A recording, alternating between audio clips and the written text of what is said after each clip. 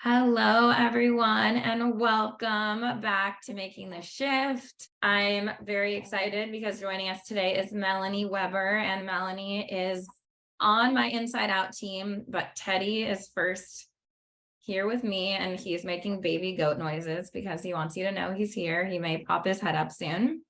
But back to Melanie. So Melanie is a program advisor for our Inside Out Sensory program, and she has been an SLP in Texas, and her kind of guru niche area is all about Gestalt language processing and really how sensory processing affects Gestalt language processors. So today we are super excited to talk to you about how you can help children who are Gestalt language processors become more regulated, and what are some signs that they may be dysregulated and need some sensory attention. Yeah, I'm so excited to be here. I can tell the story of when I realized there was like such a big connection between. Yeah, absolutely. So quick, like I found Gestalt first, I think as most SLPs. I quickly identified all these kids on my caseload, but then I had one kid who, the day I finally realized he was a Gestalt processor, took us some time, but it was after I just went completely out of my comfort zone and started doing a bunch of sensory stuff. And it was amazing. Like his mom even said it was literally like a switch was flipped. So this kid was non-speaking, and he was like really chill. Like probably the easiest kid ever to like come into your session, but honestly it was the hardest for me because he would do anything and he just seemed so go with the flow, but then I couldn't really get a feel of like what he liked. Though he would do anything I asked him to do, but I couldn't get like what did he want to do. And so it was so hard, he wasn't really speaking. It's like one of those things with those kids.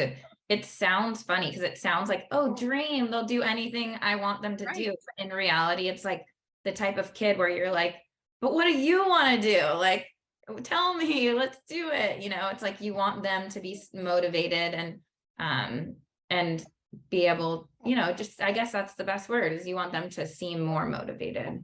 Absolutely. I wanted to know what was he passionate about. And his parents said he was pretty shy, and I pride myself on building good rapport with kids really quickly. And it wasn't that we didn't have a good rapport, but it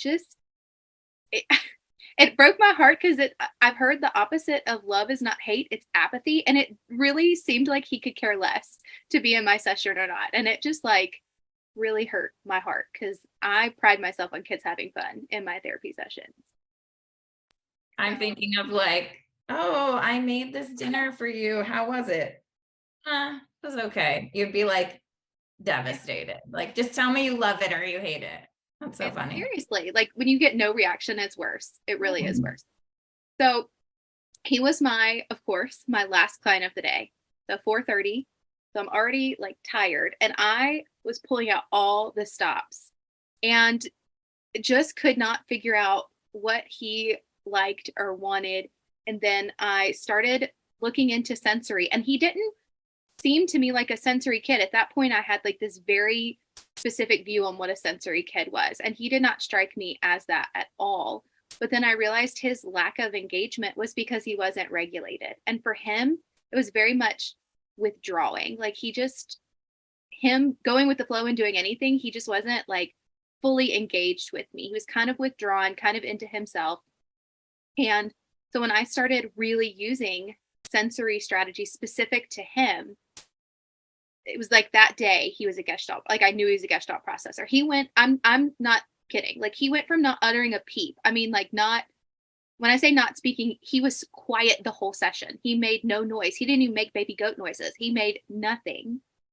And then he was singing full song, super simple song, the whole thing, beginning to end, the open shut song.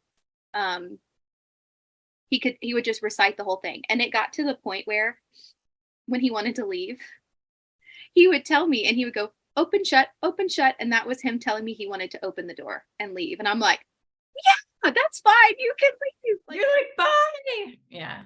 That's such a good point though, because I think we do have this image in our head of like what does a dysregulated kid look like? They're bouncing off the walls or they're really emotional or something. But being understimulated is also going to cause a child to be dysregulated. So for him, it sounded like he just needed more stimulation. Like when we talk about filling a kid's cup, we've talked about this in prior episodes. It's like we needed to fill his cup in order to really be able to see what he had in him.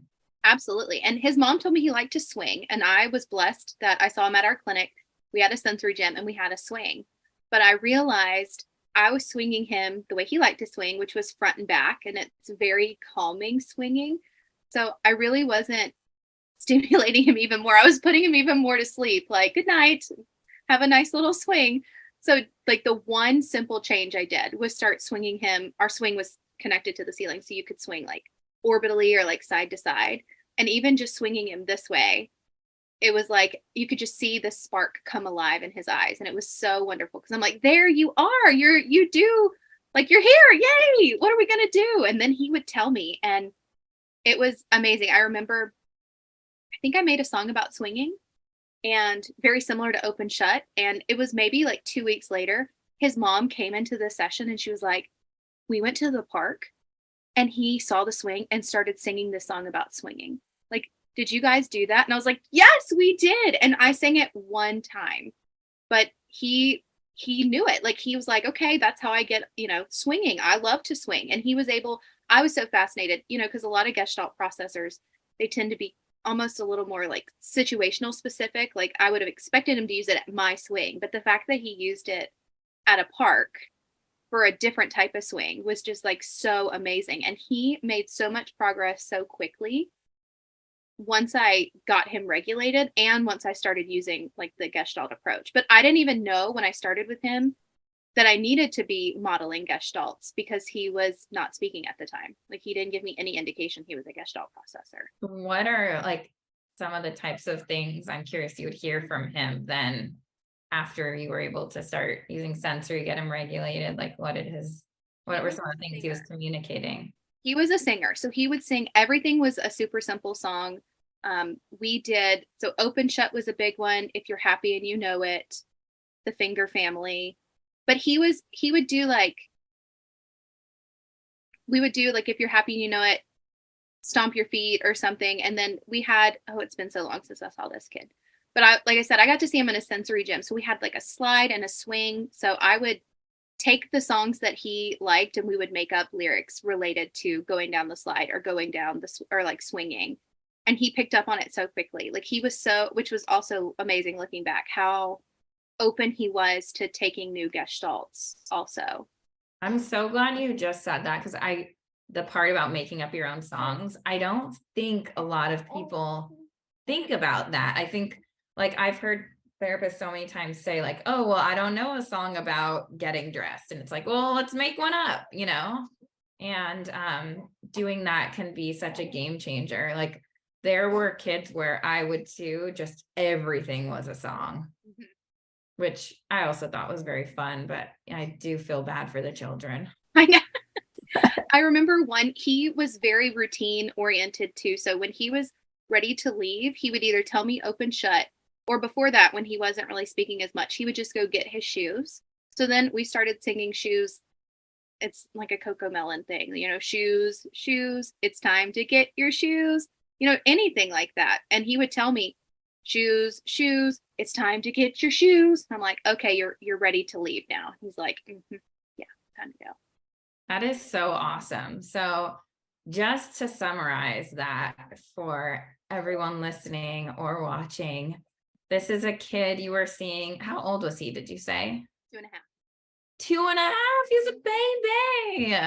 Tiny little baby. Okay, this was a child who was non-speaking at the time, and Melanie didn't even know he was a GLP, a Gestalt language processor, because he hadn't started speaking yet, or maybe wasn't showing signs yet. I mean, he was young, but being able to realize that he was understimulated, he actually needed more stimulation, and then being able to give him those intense movement experiences and intense sensory experiences, essentially what got him regulated, which got him in the place to be able to be using language.